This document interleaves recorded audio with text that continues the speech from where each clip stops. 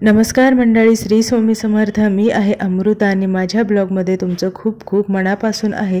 तर चला, तर आज मी तुम्हाला माझ्या माहेरचं दिवसभराचं रुटीन दाखवते। मॉर्निंग टू इव्हिनिंगपर्यंतचं सगळं रुटीन तुम्हाला थोडं थोडं शेअर केलेलं आहे। तर सगळ्यात महत्त्वाची आणि सगळ्यात आवडती गोष्ट माझ्या मम्मीची, ती ना सकाळी उठलं ना पहिल्यांदा सडा रांगोळी झाडू मारते आणि सडा रांगोळी करते। तिचा एकही दिवस असा जात नाही की तिने दारामध्ये रांगोळी काढली नाही। तर बघा, आणि ती खूपच कलाकार आहे आणि तिला ड्रॉइंगमध्ये ती तर एक्सपर्टच आहे। तुम्हाला रांगोळीवरून समजत असेल। तिचा कुठला क्लास वगैरे काही झालेला नाही, तरी पण तिच्या मनाच्याच डिझाईन त्या वेगवेगळ्या काढत असते रोज। एकदम सुंदर अशा आणि साध्या पद्धतीने काढते। कधी कलरफुल आणि कधी पांढऱ्या रांगोळीनेच रांगोळी काढते आणि त्याच्यावरती हळदी कुंकू टाकते। तर बघा, हे सकाळचं वातावरण आहे गावाकडचं, आणि गाव म्हटल्यानंतर ना दिवसाची सुरुवात तर चहापासून होतेच। तर त्याच्यानंतर चहा घेतला जातो, म्हणजे चहा हा कंपल्सरी असतोच। जशी रांगोळी चुकत नाही ना, तसा चहा पण सकाळचा गावाकडच्या लोकांना चुकत नाही। तर बघा, असं मस्त सकाळी चहा बनवतात। घरीच दूध असल्यामुळं ना, म्हणजे गाई म्हशी घरीच आहे, त्यामुळे दुधाचा तर काही प्रॉब्लेम नाही। आणि आता चला, खास एक गोष्ट दाखवते माझ्या मम्मीची।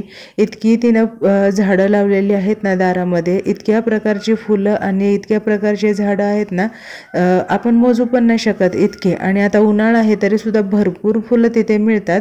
देवपूजा करायला तर ना देवांना इतक्या प्रकारची फुलं मिळतात, कलरफुल फुलं आणि वेगवेगळ्या जातीचे वेगवेगळ्या प्रकारची फुलं देवाला मिळतात।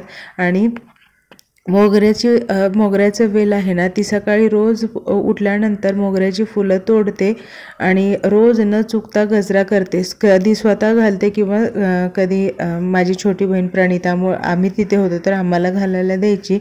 तर कितीही काम असू देत, कितीही तिच्या मागं धावपळ असू दे ना, पण ती वेळातून वेळ काढून गजरा तर करणारच, हे फिक्सच आहे। कारण काय म्हणतात ना तसं, आवड असेल तर सवड ही मिळतेच, तशातला हा प्रकार आहे। तर बघा, किती सुंदर असं वातावरण आहे, सकाळची मस्त हवा पण सुटलेली आहे।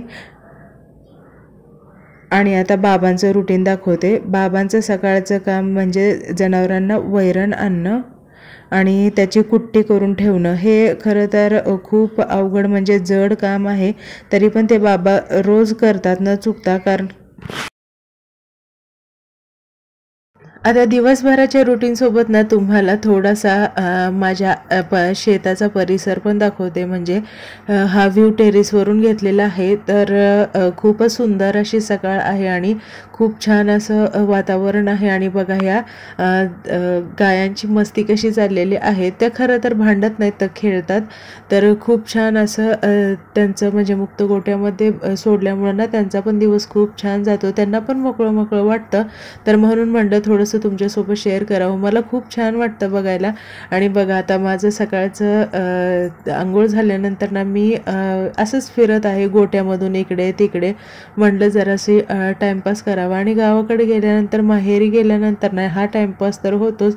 तर तुम्हाला आता गोट्यामध्येच गाई दिसतील, म्हशी दिसतील आणि बदक दिसतील, कुत्र्याचं पिल्लू पण आहे।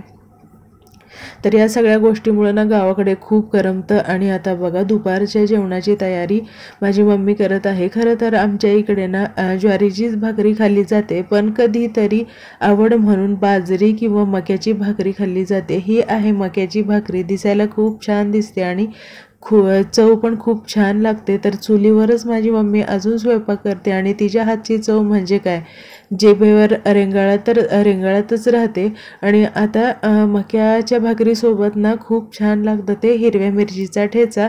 आणि आईच्या शेजारी म्हणजे माझ्या मम्मीच्या शेजारी हिरव्या मिरच्या दिसतच आहेत। भाकरी झाल्यानंतर ती हिरव्या मिरचीचा ठेचा बनवणार म्हणजे बनवणारच।